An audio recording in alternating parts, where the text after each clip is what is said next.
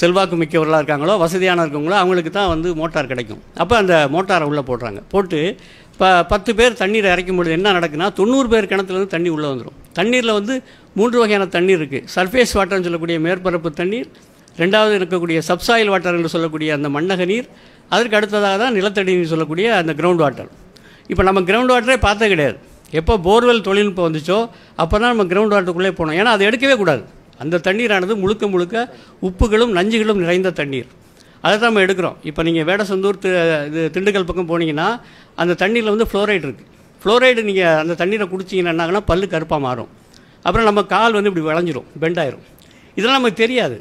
அந்த அங்கே நீங்கள் மருத்துவ ஆய்வு செய்யும் பொழுது தான் அந்த உண்மைகள் தெரிய வருது. இப்படி ஒரு இடத்துலையும் நமக்கு நிலத்தடி நீருக்குள்ளே போய் அந்த தண்ணீர் எடுக்கும் பொழுது, ஏன்னா அது பல நூற்றாண்டுகளுக்கு முன்னாடி, ஆயிரக்கணக்கான ஆண்டுகளுக்கு முன்னாகவே உலகம் தோன்றிய பொழுது அது போய் உள்ளே உட்காந்துருக்கு.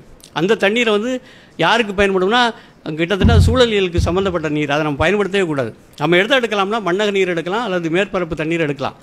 அப்போ இந்த தண்ணீரை வந்து எடுக்கும் பொழுது பற்றாக்குறை ஏற்பட்டதன் காரணமாக என்னாச்சு அப்படின்னா போர்வெல் தொழில்நுட்பத்துக்கு போக ஆரம்பித்தோம். அப்போ நம்முடைய கமலை போயிடுச்சு, நம்முடைய வந்து ஏத்தம் போயிடுச்சு. அதுக்கப்புறம் போர்வெல் தொழில்நுட்பம் வந்த பிறகு என்ன ஆயிடுச்சுன்னா வேறு சிக்கல் வருது. இப்போ நீங்கள் யூரியா போன்ற அந்த ரசாயன உரங்களை போடும் பொழுது செடியானது பச்சை பசேர்னு வரும். இப்போ பசுமையாக ஒரு செடி வளரும் பொழுது அதை நோக்கி பூச்சிகள் வரும். எப்பயுமே சாப்பிட்ற இடத்துல நம்ம இருக்கிறோம் அப்படின்னா ஒரு பக்கம் பழைய சோறு, இந்த பிரியாணி வச்சுருக்கோம்னு வச்சுக்கலாம், நம்ம பிரியாணியை நோக்கி தான் போவோம். அதுதான் இயல்பு. அதுபோல் கரும்பச்சையான செடிகளை பார்த்து அந்த பூச்சிகள் வரும். பூச்சிகள் வந்த உடனே என்ன ஆகுது அப்படின்னா பூச்சிகள் நிறைய சாப்பிட உடனே விவசாயிக்கு அச்சம் வந்துடும். ஐயோ பூச்சி வந்துருச்சு அப்படின்னு சொல்லிட்டு திருப்பி ஓடுவார் கடைக்கு போனவுடனே ஒரு டப்பா எடுத்து கொடுப்பான். அது மருந்துன்னு பேர் அப்படின்னு சொல்கிறது. ஆனால் நஞ்சு, அது அடிப்படையில் அது நஞ்சு. யார் சாப்பிட்டாலும் சாவும், உயிர் கொல்லி அது. அதை எடுத்துகிட்டு வந்து அது மருந்துன்னு கொடுத்த உடனே அது மாதிரி ஸ்ப்ரே பண்ணுவோம். அது வந்து முதல் தலைமுறை நஞ்சு. அது வந்து அதனுடைய இயல்பு என்னென்னா மேலே பட்டவுடனே சாகடிக்கும், தொடு நஞ்சு. அதை ஸ்ப்ரே பண்ணுவாங்க. ஸ்ப்ரே பண்ணோன்னு என்ன ஆகுனா அந்த விவசாயிக்கு தெரியாது 2 வகையான பூச்சி இருக்குது சூழலில். ஒன்று சைவ பூச்சிகள், இன்னொன்று அசைவ பூச்சிகள். சைவ பூச்சிகள் தான் சிக்கலானது. ஏன்னா அதுதான் இலையை சாப்பிடும், அந்த தண்டை சாப்பிடும், காய்களை போட்டு தொலைக்கும். ஆனால் அசைவ பூச்சிகள் என்ன பண்ணும்னா பூச்சிகளை பிடிச்சி தான் சாப்பிடும். குளவிகள் இருக்குது, எக்கச்சக்கமான குளவிகள், ஆயிரக்கணக்கான குளவிகள் இருக்குது. குளவிகளை நம்ம பார்த்தோன்னு பயப்படுறோம், குளவி அழிச்சோன்னு நினைக்கிறோம். இல்லை, குளவிகள் நமக்கு நண்பர்கள். அதே போல் 8 கால் பூச்சி இருக்குது, நம்ம ஸ்பைடர்னு சொல்கிறோமே, அந்த சிலந்தி பூச்சி. இப்படி வந்து எக்கச்சக்கமான பூச்சிகள், நன்மை செய்யக்கூடிய பூச்சிகள் இருக்குது. அப்போ நீங்கள் ஸ்ப்ரே பண்ணும்போது நன்மை செய்கிற பூச்சிகள் தான் அழியும் முதல்ல. ஏன்னா அது வேட்டைக்காரன் மேலே பறந்துட்டு இருப்பான். அவன் அந்த செடிகளுக்குள்ளே ஒளிஞ்சிக்கிட்டு இருக்கக்கூடிய தீமை செய்கிற பூச்சிகள் அல்லது சைவ பூச்சிகள் தப்பிச்சிரும். அது மட்டும் இல்லாமல் அந்த பூச்சிகளுக்கு 4 பருவம் இருக்குது. ஒன்று முட்டையிலேருந்து புழுவாகும், அப்புறம் கூட்டு புழுவாகும், அதுக்கப்புறம் தான் அந்தி பூச்சியாக மாறும். அப்போ நம்ம தெளிக்கக்கூடிய அந்த பூச்சி கொல்லி என்று சொல்லக்கூடிய நஞ்சானது எதை ஒன்றும் பெருசாக பாதிக்காதுன்னா முட்டையையும் கூட்டு புழுவையும் பாதிக்காது. ஒரு வாரம் கழித்து திருப்பி நிறையா பூச்சி வரும். திருப்பி ஓடுவார் விவசாயி கடைக்கு, 2வது ஒரு நஞ்சு எடுத்து கொடுப்பான். அது 2ஆம் தலைமுறை நஞ்சு. அது பெர்சிஸ்டன்ட் ஆர்கானிக் பொல்யூட்டன் பேர். அதாவது ஊடுருவி பாயும் நஞ்சு. செடிக்குள்ளே நஞ்சு வந்துடும். அதை நம்ம எடுத்து சாப்பிடும் பொழுது நாம் சாப்பிட்ற காய்களில், கீரைகளில் எல்லாமே நஞ்சு. அப்போ நஞ்சுண்ட சாமிகளாக நம்ம மாறிடும் தொடர்ச்சியாக. அப்போ இந்த 2ஆம் தலைமுறை நஞ்சு போய் 3ஆம் தலைமுறை போய் 4 போய் 5 வந்தாச்சு, 5G வந்துட்டோம். அப்போ தான் கண்டுபிடிச்சாங்க பூச்சிகளெல்லாம் அழிக்க முடியாது.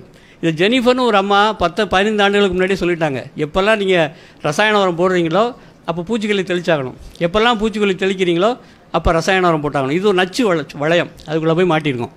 அப்போ இதிலிருந்து விடுபட்டால் மட்டும்தான் மனித சமூகம் விடுபடும். இப்போ என்ன பண்ணிட்டாங்கன்னா இது கண்டுபிடிச்சாச்சு, இனிமேல் என்ன பண்ணுறது, இப்போ நஞ்சு தெளிக்க முடியாது, அப்போ நஞ்சு நிறுத்து.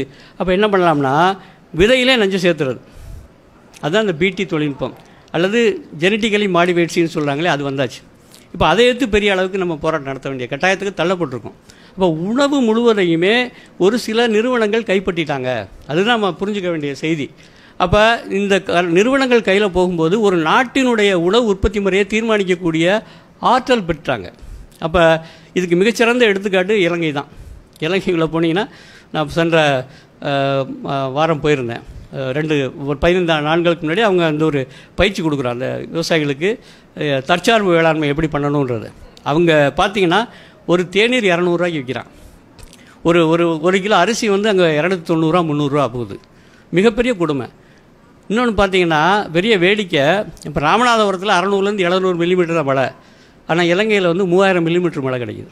அப்போ பாருங்கள் எவ்வளோ பெரிய வளமான நாடு, எவ்வளோ பெரிய சிக்கலில் மாட்டியிருக்குன்னு பாருங்கள். அப்போ இந்த இந்த புரிதல் நமக்கு வரணும்.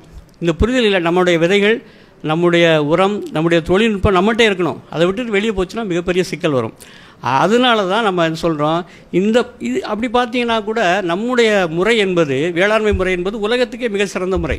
பார்த்தீங்கன்னா உலகத்தில் எங்கேயுமே இல்லாத ஒரு மிகப்பெரிய அறிவு மரபு நமக்கு இருக்குது.